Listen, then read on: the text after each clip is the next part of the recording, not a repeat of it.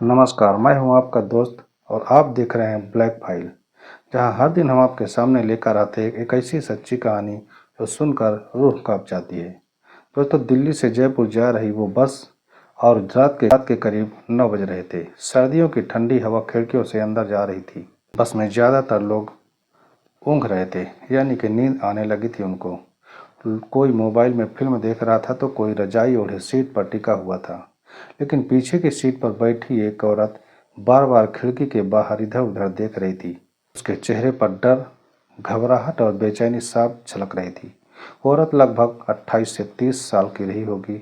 साड़ी पहने हुए आंखों में उसके नींद नहीं थी, बस डर था। उसके बगल में बैठे थे अमन नाम का एक शख्स जो करीब 32 साल का सेल्समैन, तो हर हफ्ते जयपुर आता जाता रहता था।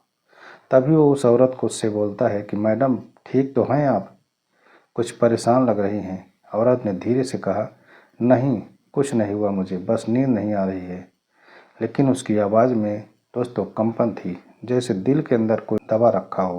दोस्तों, ये कहानी बहुत ही दिलचस्प और रोचक होने वाली है, लेकिन कहानी में दोस्तों आगे बढ़ने से पहले आपसे गुजारिश है कि वीडियो को लाइक और चैनल को हमारे सब्सक्राइब जरूर कर लीजिए दोस्तों, और वीडियो में अंत तक जरूर बने रहें। तो चलिए दोस्तों, कहानी की शुरुआत करते हैं। दोस्तों, अब अमन ने बात बढ़ाई और उस औरत से बोला कि आप जयपुर जा रही हैं? तो औरत बोलती है, हाँ जा रही हूँ, वहीं पर मेरा घर है। मेरा घर दिल्ली में भी है। बस फिर चुप हो गई। अमन ने नोट किया कि उसके पास सिर्फ एक छोटा बैग था। न कोई मोबाइल, न कोई बड़ा सामान, न कोई रिश्तेदार साथ में था। अब बात कुछ गले नहीं उतर रही थी अमन के। रात के करीब 10 बज चुके थे। बस गुरुग्राम हाईवे पार कर रही थी। कुछ देर बाद ड्राइवर ने एक ढाबे पर बस रोक दी। सब लोग नीचे उतरकर चाय पीने लगे। अमन भी उतर गया, लेकिन उस औरत को देखा तो वो नीचे ही नहीं उतरी। उस सीट पर बैठी बस खिड़की से बाहर ही देख रही थी। आंखों में उसके आंसू थे। अमन ने पास जाकर पूछा कि आप नीचे नहीं उतरेंगे क्या? चाय पी लीजिए, थोड़ा अच्छा लगेगा। तभी वो बोलती है, मुझे डर लग रहा है। अमन बोला कि किस बात का डर? तो लोग पीछे पड़े हैं। अमन चौंक गया।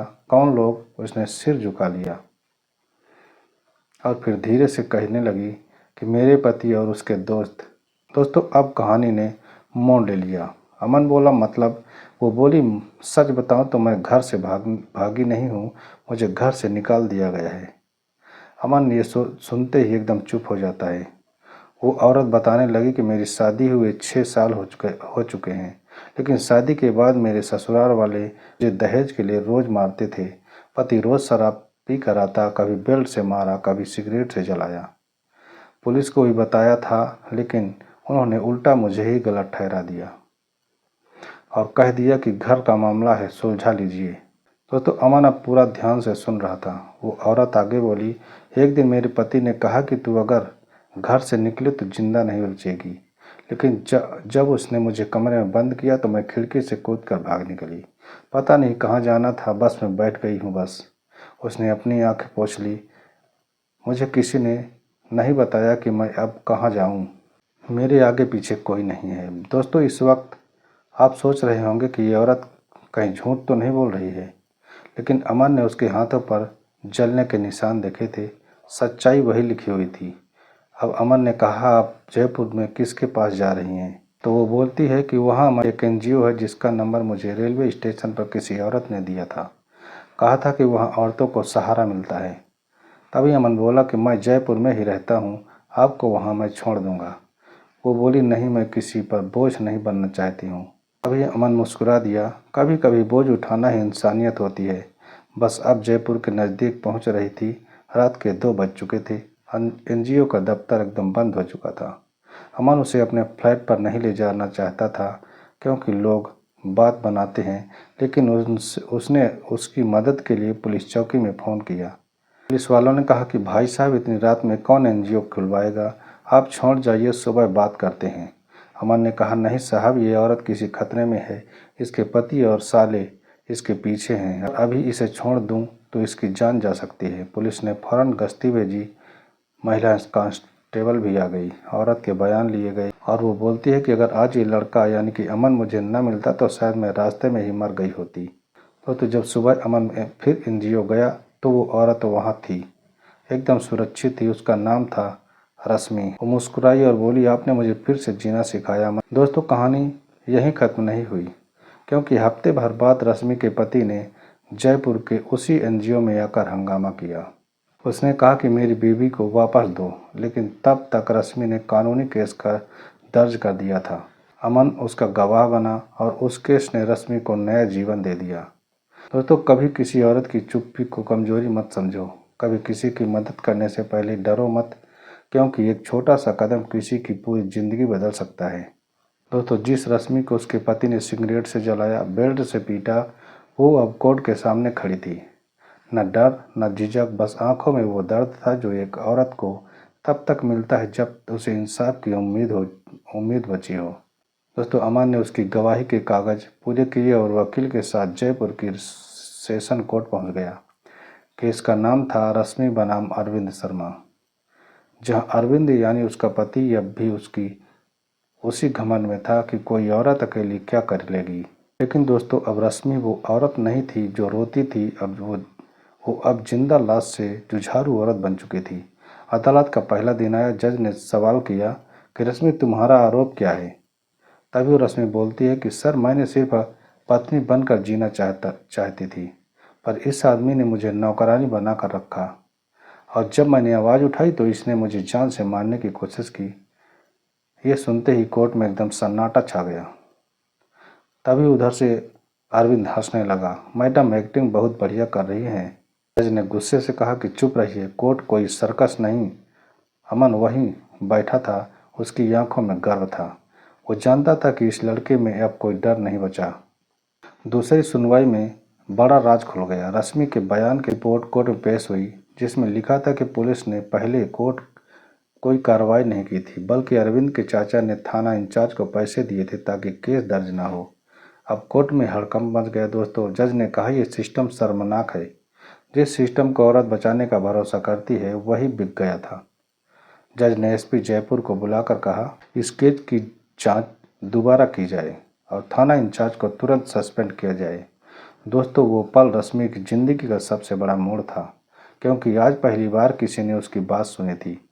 अमन की गवाही। फिर अमन की बारी आई। जज ने पूछा, आपका क्या रिश्ता है रश्मि से?